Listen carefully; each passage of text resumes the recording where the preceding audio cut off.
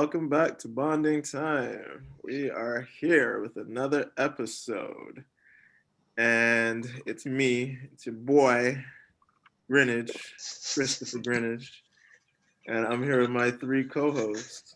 Go on and introduce yourself. Patrick. Ramon Patrick. Hutchinson, David Hutchinson. John. Yes, John. Just John. Chris, you looking very dapper. I just realized the shirt. Is that a better? Oh yeah. And I went out earlier today. Nice. Get some lunch with one of my buddies. So, and I just that's didn't awesome. change. I just didn't change. So one could say these are leftover dapper. Cool. That's right. That's right. You know, doing my best Bond. You know, if Bond wore plaid, yeah. And, I feel not gonna lie, it feels like that'll be a Daniel Craig kind of move, but yeah, moving on. No, but he would make it like he would do like a very pimped out plaid. Yes, situation. he would. I feel like he would do some bright colors, you know, maybe. Ooh, I don't know about maybe. I don't know. But yeah, today we're going to be talking about Goldeneye. And in this one we have a completely new Bond. Whoop, whoop. And we have our first Bond of the 1990s. And we have Pierce Brosnan taking up the mantle on this one. So, guys, gentlemen, what did you think of the opening pre-credit scene on this one? Kick it off with Ramon. I'm gonna say, holy crap. Talk about a change. How to talk about an upgrade. Let's start with the opening scene. You can tell this is definitely one for the 90s. Opening scene, we got Bond 006, the great banter together. From the time it opened, though, it gave me the kind of Bond. I strapped in because it gave me the kind of Bond I was looking for. From the time Bond's head popped up from between that guy's legs, I was happy. Oh my god. But love the opening. This one was topical to the entire movie, and the opening credits. Oh, this is definitely looking like a modern day Bond.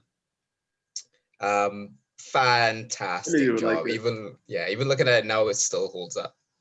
Fantastic. So I'm 10 points to me.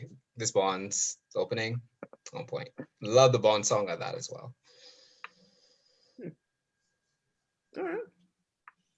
Well, about the rest of you guys, John, what you saying, man? I'm gonna save Dave for last. There, I feel like So from the beginning, this is like we're all in our 30s. This would have been I was born in 89, so this is a starter Bond, like around the time that I would start watching Bonds. This was not the first Bond that I ever saw, but it was definitely like the Bond of our era, or the action. It was a Bond that was very representative of that 90s action movie that like I grew up with. So there's no way that I'm not going to friggin' well love this movie. The opening credits were awesome. Like there's everything about it was awesome.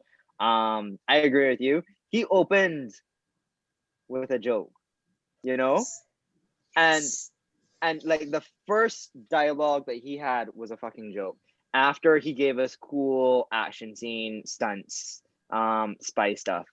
So I mean, great tone to start off. And I think we'll talk about this later, but I think that there's so much in this movie that is. So we talked about, I talk about Sean Connery being quintessential Bond. This is quintessential 90s, my first understanding of what Bond is. And on top of that, the song, like, I think it was a Tina Turner song. Was it? I don't know, Yeah, Dave. Tina Turner. It was Tina Turner. Really? Tina Turner song. Like I dug the song. It's not like one of my favorites, right? But I dug the song. It totally like captured exactly what this movie was going to be for me in terms of like moving forward. Well, what Bond movies are. And these opening credits were like they were the beginning of my understanding of what Bond is going to look like for like It looks going like forward, no you know? at that. Yeah. Yeah, what it's going to look like going forward. And it wasn't like a total departure from what we had before. It was just like it feels like if we finally got an upgrade, you know? And It's I fine tuned. and Ramon, exactly what you said, like the opening, it was relevant. It wasn't just like having an opening scene for having the opening scene's sake. It was relevant, it was entertaining, it was funny, like it perfect. It was so good. Yeah. What do you think, Dave? I'm just gonna echo everything you guys already said.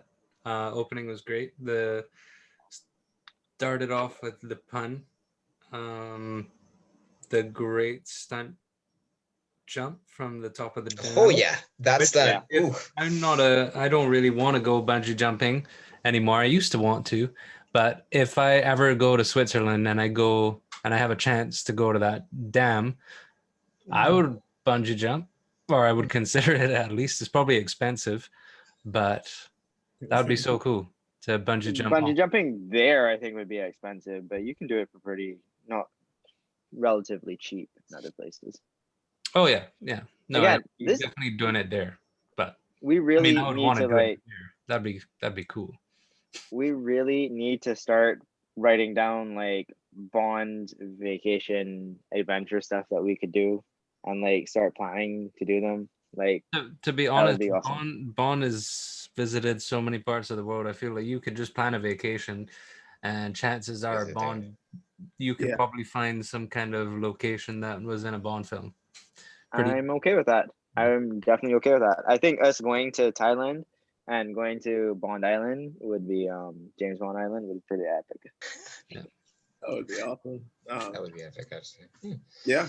The only thing about the opening I don't like is I don't love the jumping off into the plane as Yes. much. The jump off the dam I love. The whole scene and the facility is tense and everything, but it's like it's a complete change of tone when he jumps into the plane and it's like cheap CGI. That part doesn't hold up as well.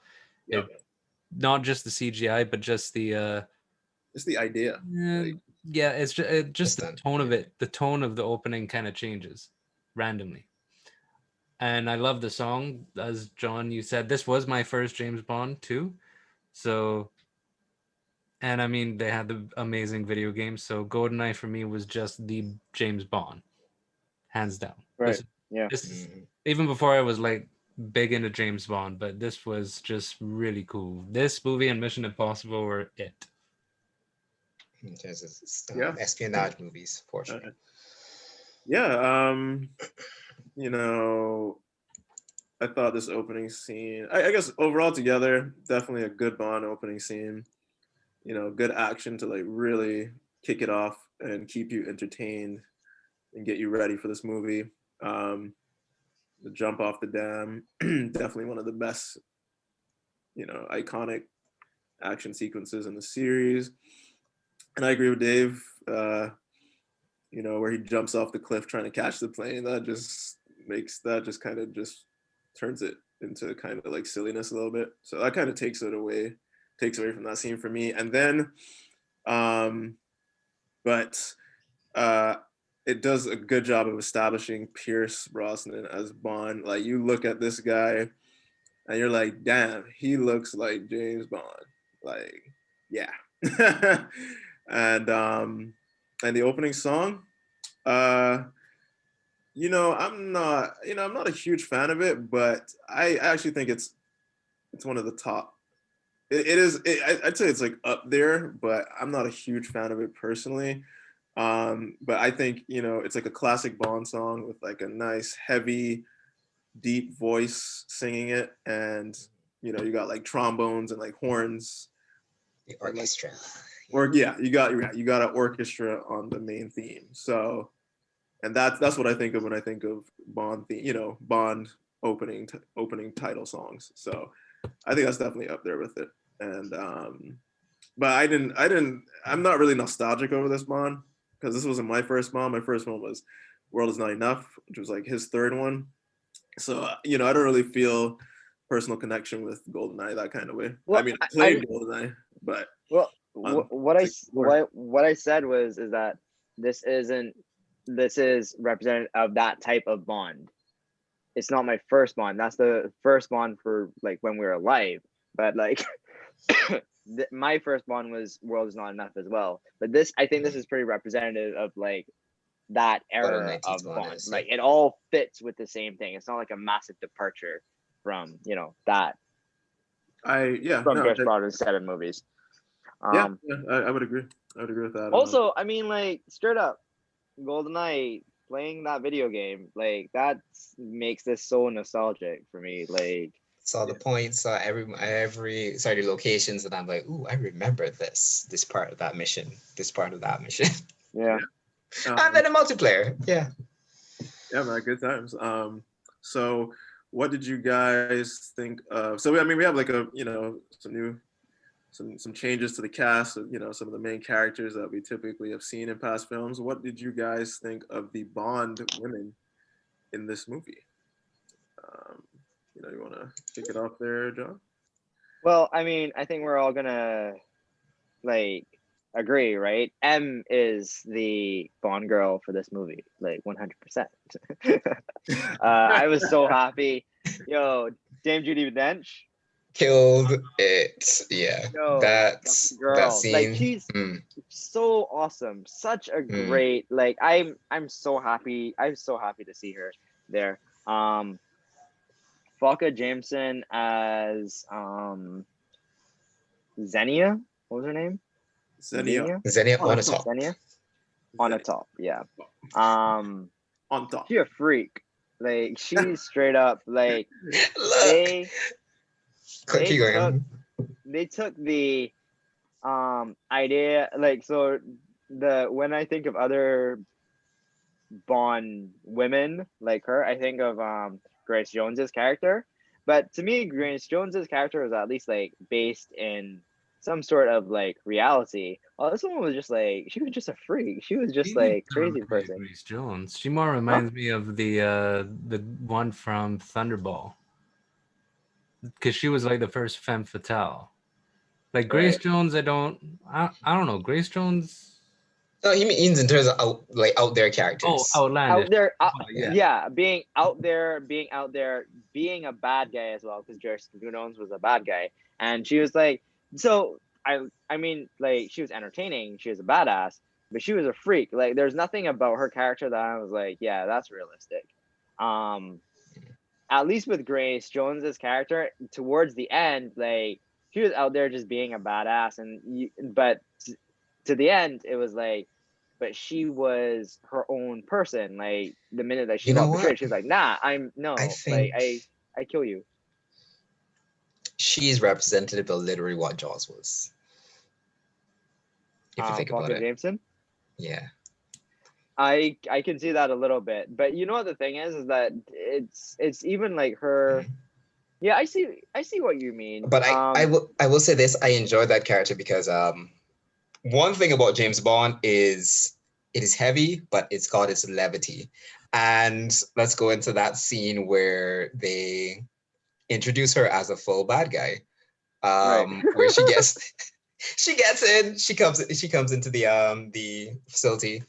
They murder everyone in there. That should be a heavy scene. But then, you know, she's behaving the way she is, and even her boss looks at her like, I love what her mom gives her. He's like, what is this crazy girl doing? It's so over the top. Once again, that should be a heavy scene, but it's Bond, and you know they have their heavy scenes, but the levity is still there. They've matched that perfect balance. That's a really good word. That's a really good word. You're right. She serves her purpose really, really well. and her being so out there kind of like, yeah, it does do something for the movie. She's just very, in my opinion, she was the most unrealistic part of this movie. But you know, entertaining. Huh? No, I was like, she was. Well, I guess I can see that. Only Well, that matter of opinion. I just every scene that she was in, she just like took me out of it 100%. She was like, "Oh, crazy's about to walk through the door. Something strange is gonna happen." You know, I mean, obviously the the Bond is M, but other than M, Natalia, she was all right. She was, you know, entertaining. She was a good Bond girl. She wasn't anything like to write home about. Okay, so no, that's a lie. She's Yeah, I'm better like, than what? average. She's better than average. She's better than average, but there's nothing like, so here's the funny part about it is that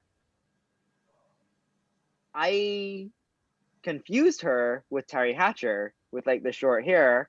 In the beginning, I was like, wait, Terry Hatcher isn't the Bond girl in this? And I was like, no, she's not the Bond girl in this. She just looks like the same, like the short hair and like their facial features are kind of similar as well. Like, I forgot that Terry Hatcher was not actually the Bond girl in this movie. And I'll be honest, like that was a little bit disappointing because I didn't know this actress. But the character, she was cool. I actually liked the fact that like when she went to IBM and she like pretended like she was gonna buy a bunch of computers so she could use a computer because that was a thing that wasn't readily available. It's very entertaining to me. And I like the fact that she did that. But she was okay. For me though, M all the way. 100%. M's a badass. Okay. How do you feel about the women in this film, Dave? I like Natalia. I think she's the Bond girl of the movie. I was most entertained by Xenia. I think in terms of femme fatales, if I were to rank femme fatales across the series, she would be near the top. No pun intended. Oh wow. Natalia, I'm not sure she would be near the top of all the Bond girls. So I think that in terms of my opinion, I think Xenia is the most memorable one, but I like Natalia as a companion for Pierce's Bond in this one.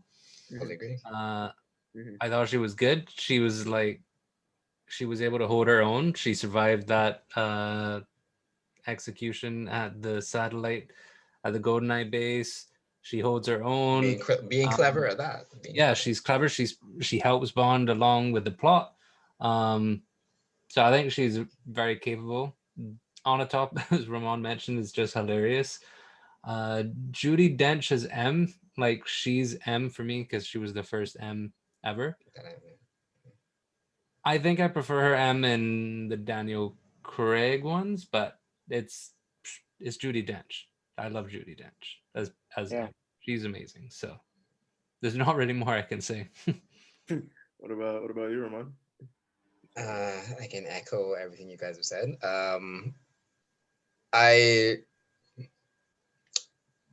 unfortunately M will be Bond girl number 3 for me. No, I loved her scene. She was perfect in it. Perfect for the M, perfect as Pierce's M. But I'm gonna go with Dave. Like on the top, I'm definitely gonna remember on the top. Like her character was outlandish, but I look at it this way. I don't know if it might have been offensive at the time for like Russian women, but at least they gave both sides of the coin. But loved her. She was hilarious, out there Bond villain, and quite believable in my opinion. Like no outlandish stunts. She did what she could do. And Natalia, brilliant Bond girl. She's got a mind on her, and she doesn't try to do what she can't. So at no point was she joining in the spy stuff. She was sticking to her guns. From the time that James said, "Hey, I'm going after them in Haiti," well, I'm obviously coming with you. How are you going to stop the satellite? She knew her role. She knew her place in it. Let's get it on. I can contribute where I can. I'm a little bit sad at, we didn't see it in Timothy Dalton, but we've gone back to it in Pierce Brosnan, where, all of a sudden there's no chemistry, and then, oh, Bond. Right. From the very beginning, from like the psychologist to even Natalia, it's a little bit weird, but I thought you made the psychologist piece brilliant with just having Dom Perignon in between the seats, and I love the casino scene. Casino scenes in Bond are just classic, and I love his casino scene with Xenia. Oh no! For me, that was a that callback scene was amazing from Doctor No, where like the first time we meet Bond, I love the casino scene in this movie. See, that was proper chemistry and dialogue and innuendo. All So, things Bond is good at. Here's the thing, though, right? I'll give you this, right? To me, it seemed like if the chemistry was a little bit forced sometimes. But what I will give you is that I did believe Pierce, for the most part, as he is suave. Like he would, like he would be. It would be like it. So the funny part is that like he won't. There's something that he does where it's kind of like, it doesn't seem like if he's trying to get in your pants, then all of a sudden he like splashes a smile, and then it's like, oh, he is trying to get in your pants, and then it's sort of like that's a green light, and then it's like, oh, okay, yeah, I'm melting, like it's fine, yeah, okay, I'm down, and that's weird, but I feel like if he actually does have that quality about him, where it's believable, whereas Timothy Dalton, like he really just did not have chemistry. He did not have like oh yeah, I'm gonna get in your pants and this is gonna be fun sort of thing. I'm gonna disagree there, because I think Pierce is not believable in like a real sense. No, he's not. He's like a Hollywood. He is atypical. This is atypical 90s action flick. Like when he walks in a room, he like has that smolder look. And then when he's shooting or looking around a corner, you can see he's like, there 1-2 moves. Yeah. Oh, I'm posing. I'm definitely posing. No one moves like that. It's not realistic at all. And that's one thing I like about Timothy Dalton's Bond, because aside from Sean Connery, which did have a lot of like, I could buy him as a secret agent. I couldn't really buy Roger Moore. It was just fun watching him. And Pierce, I love Pierce as Bond, but in terms of realism, that's one of the things I loved about Timothy Dalton. Like Timothy Dalton could be Bond in real life. Like that could be a MI6. He could be 006 or 005 in real life. Okay. Just not 007. Yeah, you're right. Yeah. I don't know. It's but here's the thing. All those things again.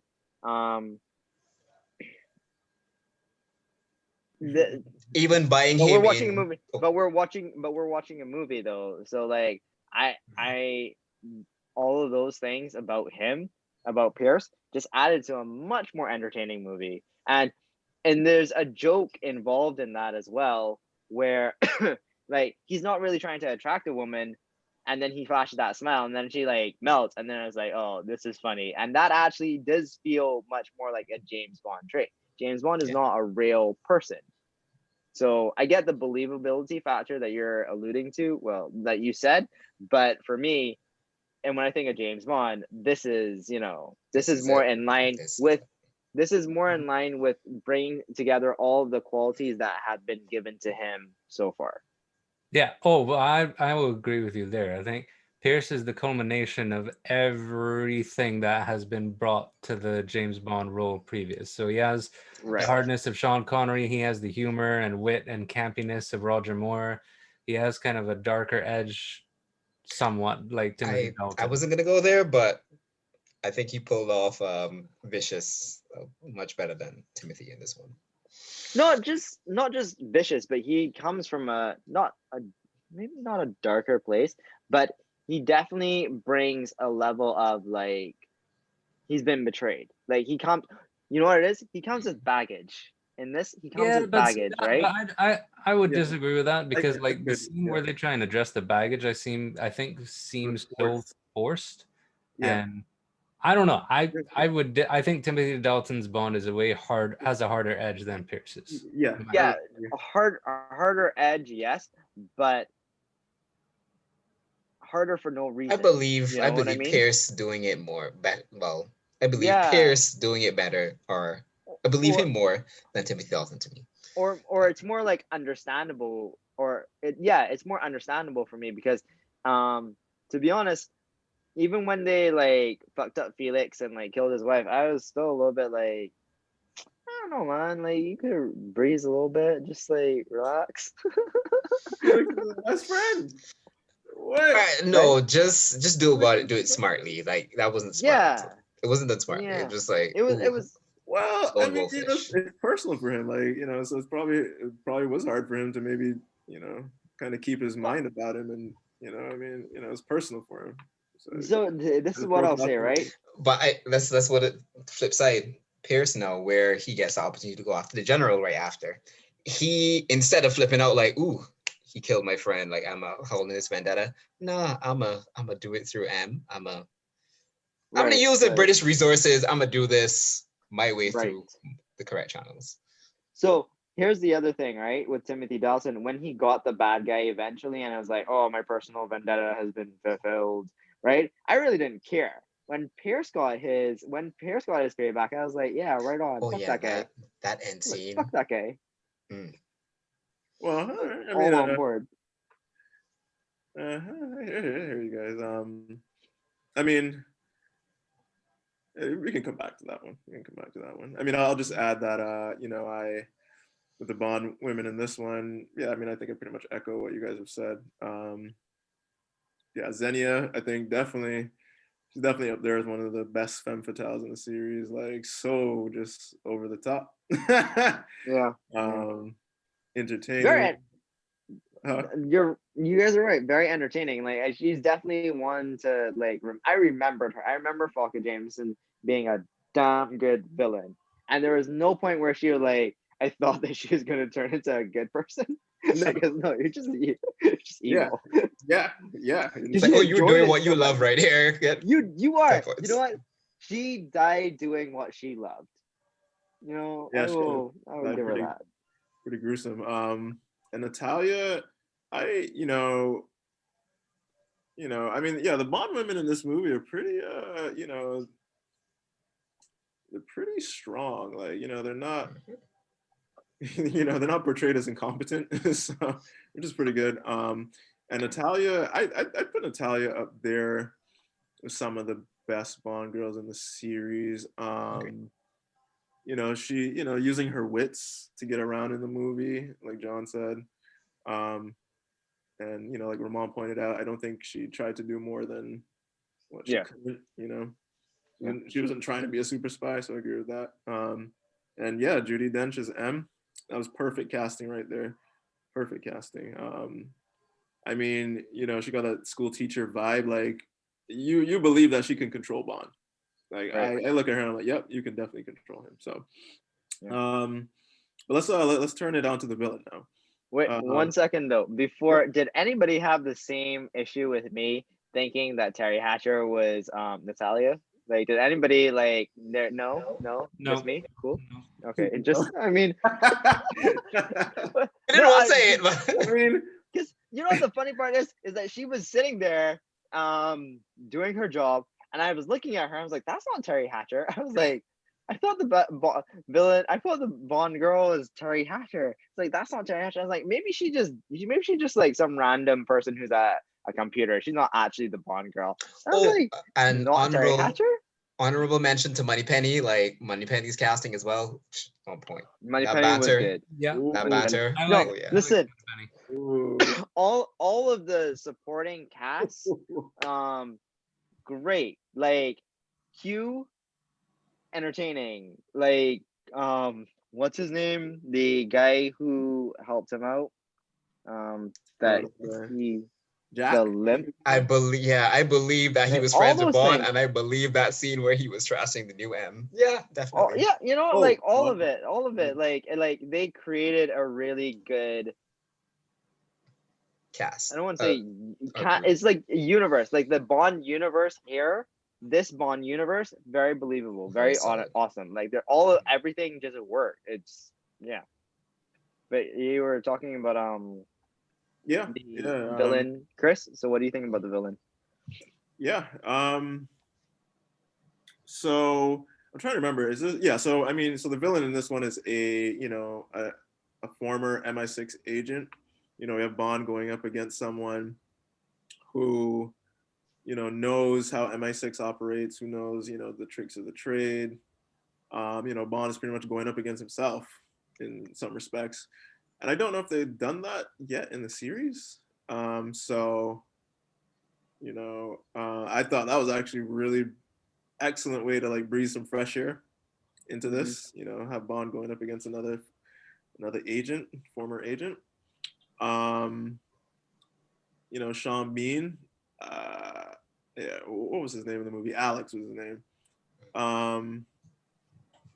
I like the villain in this movie. I think I like the villain in this movie just because I think he's fresh. Like he's a former agent. You have Bond going up against someone I haven't really seen before, and his backstory as well. I like the personal touch to it. Like he wants to get back at England, at London, for the Right. deaths of his parents. He's not just trying. He's not trying to take over the world. Right. Um, so that keeps him a little grounded, I guess, in a sense. And I think overall, but here's the thing, right? I don't really remember him. Once this movie's Mm, done, I just don't really remember him. Like he kind of gets lost in the entire series. I don't know why, but right. I think he's a really good villain for this movie, and you know, I believe he can take on Bond. I believe Bond has equal with this guy. The end fight scene between them is great. So kudos. They did a good job here with this villain. What do you think, Dave?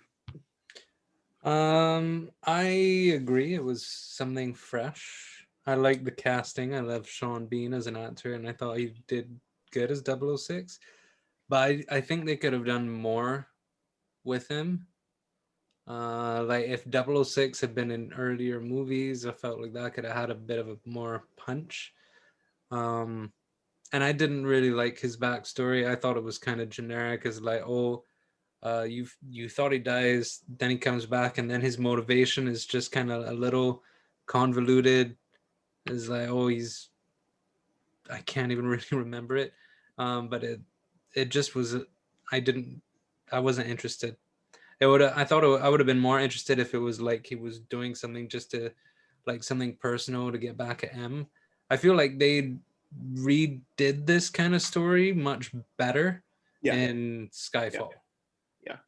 But in this one, it's okay. It's different.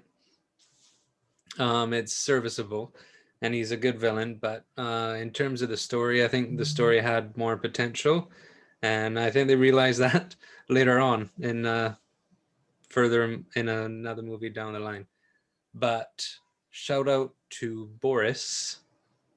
Boris is one of my favorite henchmen in all of the movies, with his little password things and Oh, I am yeah. invincible and the little pen clicky thing. Mm. Yeah. He was just annoying. Sorry, he was fucking annoying. Fit the part though. Fit the part. Yeah, but I mean, in my ad, like he's entertaining. You love to That's hate him if you hate him. that's exactly it. The man was just entertaining the entire time. I was like, yo, I can't wait for you to dead. Like Yeah, Oh, and You're like, wait, they delivered in spectacular fashion with that. Oh yeah. they early on them setting him up as like a pervert, annoying. Everybody has had at least one coworker who is a little bit annoying, right? And like and everyone has plotted their death at least once. And I feel like if he's just like the embodiment of that, it's just an annoying guy who works at the office here, just like B, just fall down the stairs, just fuck off. I He's mean, perfect. yeah, Perfect embodiment of that. I mean, it's great. just dead off. What did you What do you think of the movie, John? Me? Yeah. Yeah. I think it's funny that this was the movie that I remembered a lot more than the others. And I agree. They did redo this story, a similar villain motivation later on. And they did do it really, really well. But he was the start of it for me. And up to this point, so for all the ones that we watched before, I don't think there's anyone exactly like him. There's similar motivations, but his one specifically was great. And especially since like Bond felt that big betrayal as well. Really thinking the man was dead.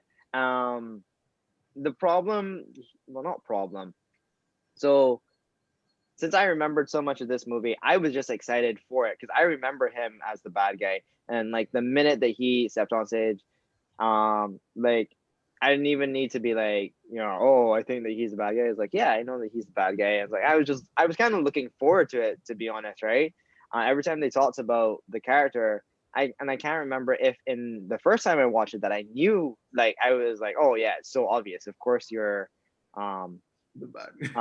of course 006 is the bad guy, I couldn't remember, but I was looking forward to it because I liked his whole shtick, especially. So what I liked about his character as well is that his character, in my opinion, was used well to flesh out James Bond's character. So like telling us little things about like, oh, you're not the only one who's an orphan, and like little things like that. It like, yes, the character itself might seem like, I don't know, one-dimensional to a certain extent. But I think they used him really, really well to give you a little bit more information about James, which I enjoyed. Like I like that. I picked up more on that this time than the previous times that I watched it. But I really like that was cool. Because James Bond is who it's all about, really. And while I thought that he was a good villain, there's a tendency for the villain to upstage James Bond. He was a good villain without upstaging James Bond. James Bond was the main character in this movie, and I really like after the past couple of the movies where it was like I was more interested in the bad guy. It was nice to get back to here's a bad guy, and he is the antithesis of James Bond, but he's also a supporting character to make James Bond look better, as opposed to I'm kind of rooting for the bad guy in the end because he's such a badass, and I'm kind of over the last James Bond, and that's why he was a good villain for me. I even like the fact that like they messed up his face, so like he was kind of pissed at James himself. Like he had a reason to, it was like that was a part of the plan. he was like, B, what the fuck? Be my face. Because you could have set the thing on the right time. Like, seriously? Like, I like that, And it was very much, and what the thing is with the other, like, maybe I'm wrong, but the other stories that were similar to his, it was never James's friend, It wasn't his straight up, like, we rolled together, and I kind of got like that vibe from him, and I like that. They were friends, and you kind of like, you don't, you love hate friends all the time. You're not like, you're pissed at them, and you're like, you're an idiot, but you kind of want them to come over on your side as well. And he said that he was like, I did think about like, including you in this. I was like, you're never gonna do it, dude. Like, I know you well enough to know that you're not gonna do this, so I gotta left you out. And I just thought that was unbelievable. I liked it. I didn't really buy their friendship though. But they I were guess kind there's of not enough time to, I suppose. they were, but they were more frenemies Yeah. than like straight up friends. Yeah. I thought they were like frenemies with like a soft spot for each other. Also, I have to say, right, I really enjoy when Sean Bean dies at the beginning of things. It just like, there's a special place in my heart where like there's a series of things, and then Sean Bean just dies in the beginning of it. Ned Stark, when he was Boromir, like if you see Sean Bean in the beginning 5 minutes of a movie, like at some point he's gonna die prematurely, and I really enjoy that. Like it's just very good. It's like he's very consistent with it. And I enjoy that. Nothing if not consistent. That's fair. That's fair. What do you think, Ramon? Echo everything you guys said. I agree with John. He seems more like a rival frenemy, as John was saying. Because in the beginning, I bought the banter where, they threw around a couple terms, guys are coming through the door, shut the front door, like, buy me a pint, Right. It never seemed too friendly. It seemed more along the lines of, man, you should be doing your job. This will work. Yeah, it seemed more like acquaintances, like type thing. Yeah. I bought that. I think that you okay, maybe co-workers. I wouldn't go so far as acquaintances. Co-workers. You know what?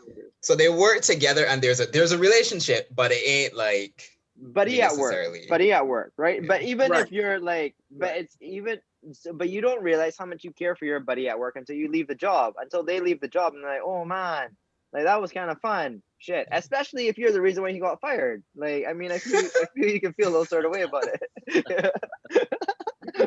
Oh my god! On point analogy right there. With that, let's kick it over to one-liners. So this one is chock full of some one-liners. Like you got so much material here. I mean, Ramon, like, I know you love them one-liners. Like, do you think it's full of material? What was your favorite one in this one? Wait, do you guys really think it was full of material? Because I thought it was like there was stuff here. There was stuff here, but it was definitely not on the scale of like past Bonds. It's just, I feel like if we were so starved for one-liners that we're like, oh my god, this is amazing. Because I can agree with that as well. Really? When we got into it, right? There were one-liners, and I enjoyed them thoroughly, right? But it weren't like they weren't. It wasn't like Roger Moore level. It wasn't Roger Moore, but I look at it like he did it at the right points. There may not be. Some of them Roger Moore could have. Some of the Roger Moore could done, but it wasn't as much as.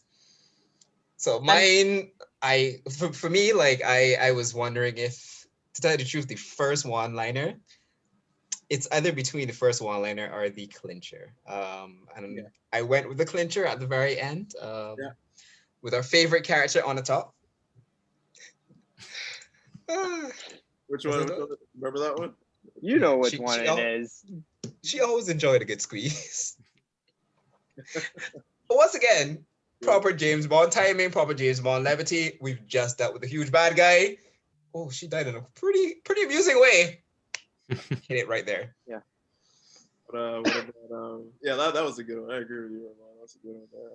What about you, Dave? I'm gonna go honorable mention to the first one. You said what, Ramon? Honorable mention to the first one. So, sorry, I didn't have time to not. That's actually a really great opening. That was a good one to start with. I agree with you. Is that your favorite, Dave? Nope, no, I'm gonna save mine. Okay. All right, well, yeah, go ahead. Tell us it's your turn, Dave. Go ahead. All right, John. What was your? Well, I mean, like I had the same situation as Ramon. Those were the two best ones. I picked the squeeze one, but I mean, if you're gonna pick the squeeze one, I'll go with the knock. Like it was just a great way to like first dialogue, and you know what you were signing up for. You knew that he was going to be a funny, smart Bond.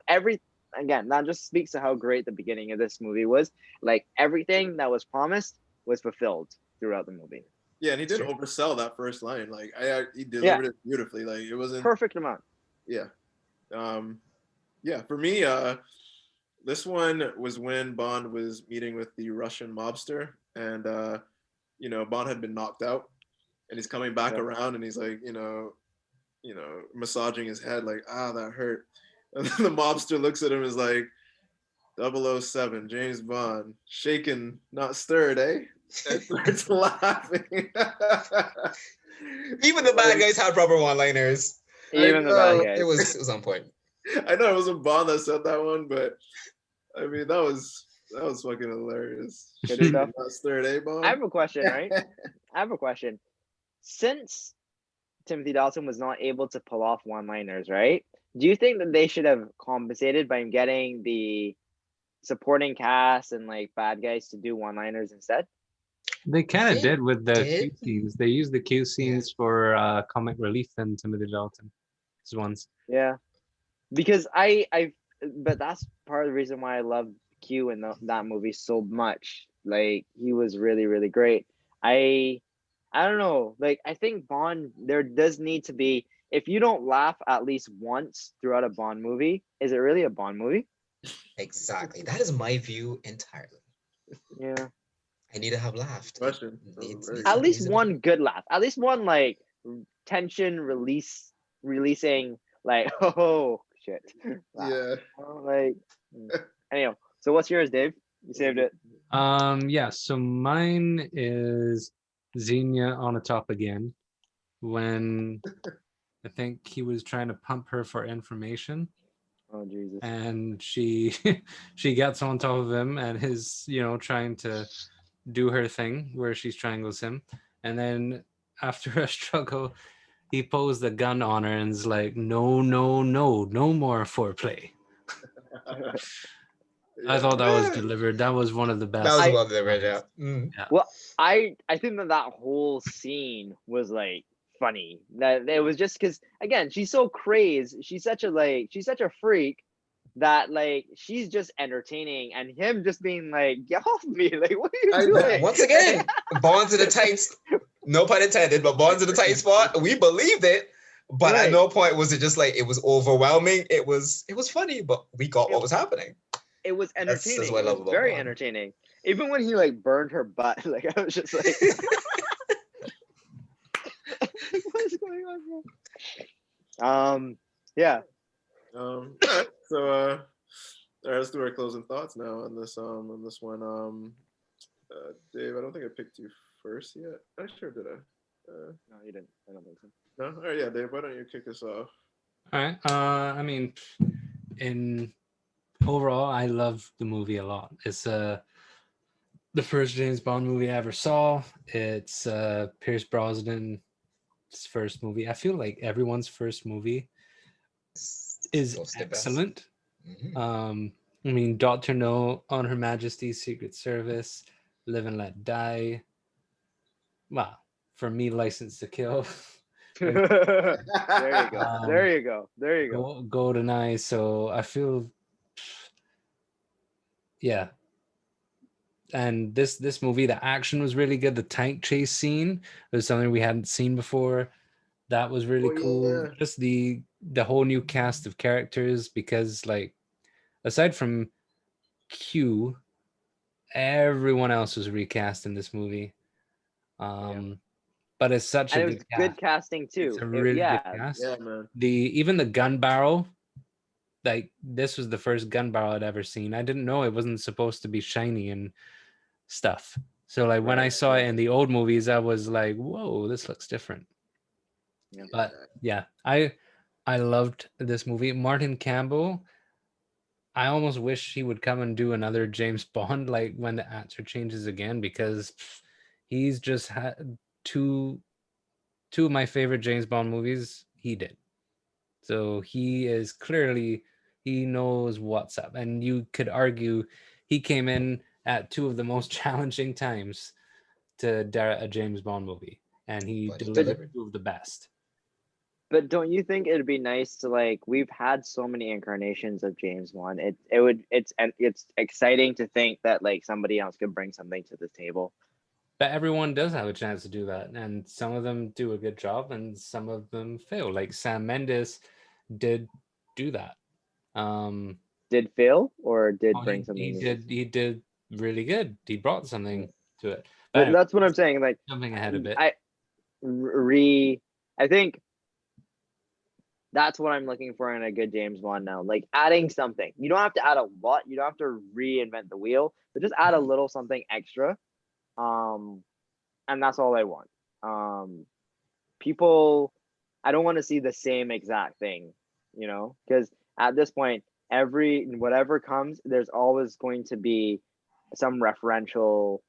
It's going to be so difficult to have a completely new type of villain, a completely new type of James Bond girl, completely new humor, you know, like, but if you could just, I want to see what other people can do. I wouldn't, when there's a new Bond, I don't want to see the same director who did two of the first ones again. I want to see something different.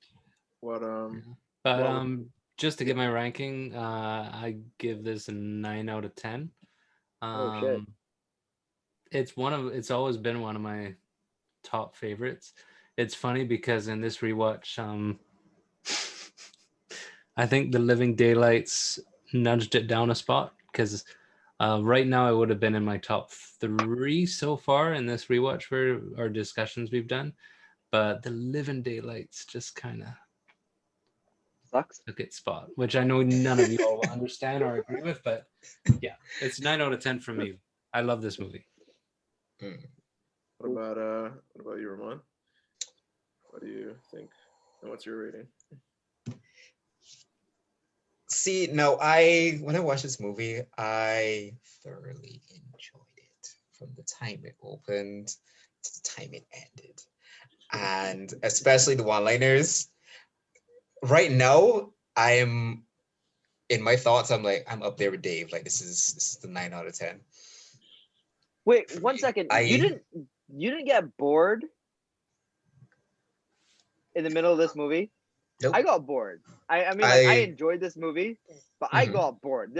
I really think that they need to try for not 2 hours, but like Yeah. take 15 minutes off. Take 15 minutes off. Like Yeah. just like condense it. Just edit it Here's a my thing. little bit. You know. Here's my thing though. Tighter From my story, view, dude. they did it as a proper espionage movie. Even from the way that Bond stumbles upon this plot, actually, or meeting on the top randomly.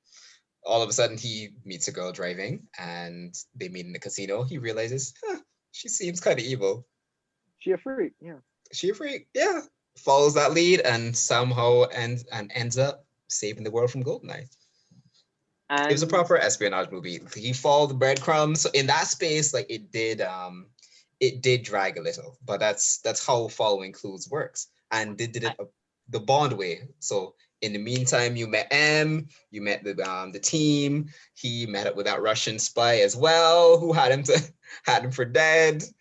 Like it did it in the proper Bond way. So for me, I'm up there. I'm saying 9 out of 10. But because it was coming off of The Living Daylights, like Dave said, I'm like, am I giving this too high a rating? So where I'm saying the exact opposite, where I'm like, ooh, I didn't like Living Daylights as much. Is it because this is giving me what I wanted that I'm giving it a higher rating? So I'm gonna stick with an 8.5 on my end, but 8.5. thoroughly enjoyed it. Thoroughly enjoyed this Bond. If you have to do the a characters. round number to start, what would you give it? Oh yeah, because we're not doing 0.5s yet, right? All right, I'm gonna give it a 9, Dave. I'm gonna give it a 9. Good job. Like, But I really did enjoy it. And both you guys think highly of this one. John? Oh shit. Shit you on go, it. Chris. You go, Chris. You go. You know, all right. I mean, yeah, my rating is gonna be a bit high, not as high, but you know, overall, I think they successfully updated Bond, brought it into the 90s. Mm-hmm. You know, Pierce Brosnan, the man, like superficially, he is Bond. Like, yeah, like his Bond, like you can't really do the serious shit, like, and go and, you know, examine Bond's emotions and all that. Like, I just don't think it works for Pierce Brosnan's Bond. Superficially, he is everything I think of James Bond as. You know, smooth, suave, good looking, in control of every room he goes into. And, you know, in this one we have strong women across the board. You know, that's very refreshing to see. M, Moneypenny, Natalia on the top. And the action is really good in this movie. As I think Dave pointed out, you know, the tank scene, him driving the tank, that was, you know, it's amazing that they're still able to like breathe some fresh air into the series. You know, and they're like decades in, but that was still a pretty unique action scene. I'm like that, that's the tank scene, that's still pretty unique, and that's impressive that they're still able to do that. And the jump off the dam at the beginning too, like, those are two memorable things. So, but I mean, there are a few problems with this movie. I think with the storyline, some of the things that Sean Bean's character didn't kind of make sense. Like, why did he have to die in the beginning? Why did he have to kill himself? Couldn't he have just killed Bond then and there? Why the fake out? And there's a couple of other things. And one thing I'll say, to what John was saying about how, kind of got bored in this one, I kind of did as well. One problem I always have with Bond movies, when I never really liked them in the beginning until like Dave started forcing us to watch them. I just felt like the story was a bit convoluted in this, and I was struggling to follow it. Like, they steal the helicopter, they go to this base, they try to blow up the helicopter, I don't know. Alex, 006 escapes, and then Bond meets this Russian mobster and all this. Wait, what do you mean he escapes? Alex wasn't at that scene. I'm sorry. Wait, I thought. Wait. See, this is exactly the problem. Is just like so much stuff happens, and there's so many Bond movies. It's kind of like, where did like you're on point C, and you're like, but we could have gone to F. We could have gone to F without like taking all those steps. Right. Exactly. Yeah. I guess that's what I'm trying to say. Like, I think there was just so many things that happened in this movie, so many steps. I just kind of got lost in it, and I kind of got bored. And and that kind of the problem why I was never really that excited watching Bond movies in the past. Before, Dave got us into it, because I just found it kind of boring. And this to me was an example of it. But with that, I think overall in totality, I think this was a good Bond movie, and I'll give it a. I'm sorry, I gotta give this a 7. I was gonna give it an 8, but I gotta give this a 7 because the storyline was too convoluted, man. It was just too much for me, dog. I was like, it didn't need to be that. That's wrong. What do you think, John? I really think that, I mean, I'm not an editor, but I think that they gotta try for a Bond movie that under 2 hours. Yeah, they do. Like an hour and 45 minutes. Tight, funny, to the point. Yes. Like an hour and 45 minutes. Get all of those things in. There's a lot of so I actually find with Bond movies, the action sequences go on forever. Like they really, like, you're underwater fighting, right? And the men is just be fighting for like 10 minutes, and you're like, dude, you could have gotten that done in 2 minutes, right? That's not a bad thing. It is when that movie is 2 hours long, dude. Like when the movie is 2 hours long, like if you make a 10-minute. And you know what? There's a certain point just for me, maybe it's just for me, right? But like, there's a certain point where I get it. You got a tank. You paid for the tank. You're gonna use the tank. But like, I really want to sit down and watch you use the tank for every, like, I just feel like if you could take like little snippets all over the place and just like give me a movie that is an hour and 45 minutes long. I would love. I actually think a 90-minute film is like bim bam boom, you're entertained and you still like have time to do other things with your life. Like 2 hours is rough sometimes. Just because it's Bond doesn't mean it has to be 2 hours.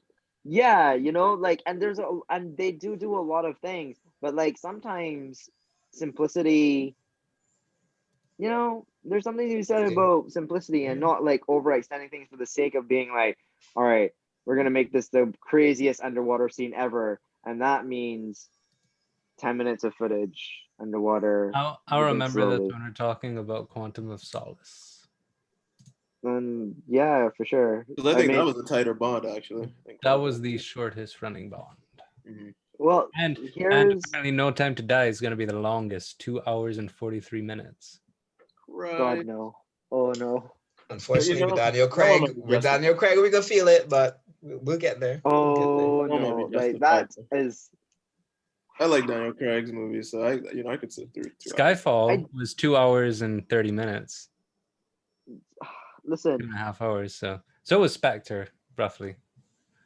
So it's funny that you bring that up because I'm actually pretty sure that's the reason why there's certain problems with those movies, but I remember certain parts of it and it's like although it had problems, at least it was moving. And at least I was like, all right, like I might not be a big fan of that, but at least we're going somewhere and like you got there. 2 hours and 45 minutes, I am not looking forward to that. I have to tell you, right? I really wish that they would break it up like a fucking Harry Potter movie and just like make it two. Well, just give me dude, like I hate that. a Actually, you 1 know hour the and Harry Potter movies were like a 5 hour movie. They broke into 2.5 hour movies. but this is what I'm saying. Like I don't want I'll tell you guys right now, I do not want to sit down and watch a 2 hour and 45 minute James Bond movie. I would rather watch an hour and 20 minute movie and an hour and 50 minute movie. Like hour and 30 minute movie. Like I would much prefer that. Shit. Like anyhow, we'll see. What rating are you gonna give this one? The rating that I'll give this one is 8. Like I 8. enjoyed it. Yeah, I enjoyed it, but it's yeah, I'll give it an 8. I didn't All right. like here's the thing. It lived up to exactly what I thought it was going to be, which is great. And I enjoyed it, but it wasn't surprising for me at this point. So I can't give it like, oh, this was amazing. It was just it gave me the experience that I wanted and it was enjoyable experience. So it's an 8. It you know Yeah. I think I would agree. I'll bump my rating up to 8 because I think I agree with what you're saying. Good It man. was entertaining. Good man. Yeah. Yeah, I'll bump it up to an 8. Okay. It So was I got 2 9s and then 2 8s. All right. That's pretty consistent around, guys. That's pretty Oh, close. a lot of the other movies that I gave really high to as well is because they were unexpectedly good. Like did not remember it being that good, and I was like, God damn, I was entertained.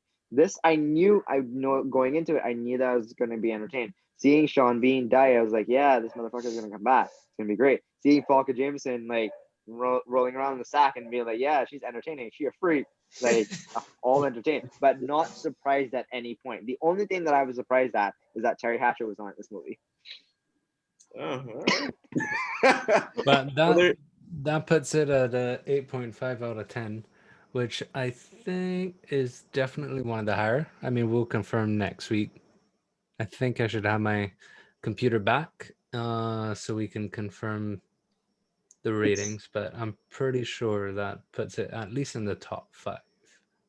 Really? I don't think it's gonna be in the top 5. I was actually thinking it would be above average, but it's not in the No, because we haven't agreed on. top. It's pretty high We for Urban we have ratings.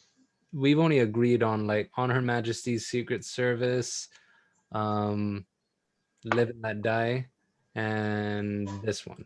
We've had Yes, some pretty different opinions. right. Doctor No, I think, is kind of high too, but Dr. No is high. Dr. for No is all the high. other I know ones, that. we've kind of had disagreements on. It's always been between like On Her Majesty's Secret Service, and Live and Let Die. I think near the top. But I guess it's a starter Bond. So the first showing of an actor, and it's good. It's good. We generally agree at those points. Well, there you have it, folks. We think thinking about Pierce Brosnan. Connery. We think Pierce Brosnan's first outing was pretty successful. So, yeah, join us again next time where we will be reviewing Tomorrow Never Dies. Let's see for that stack. Don't worry, John. Terry Hatcher's in this one. He's in that one. Yay. All right. Take care, everyone. Cheers. See ya.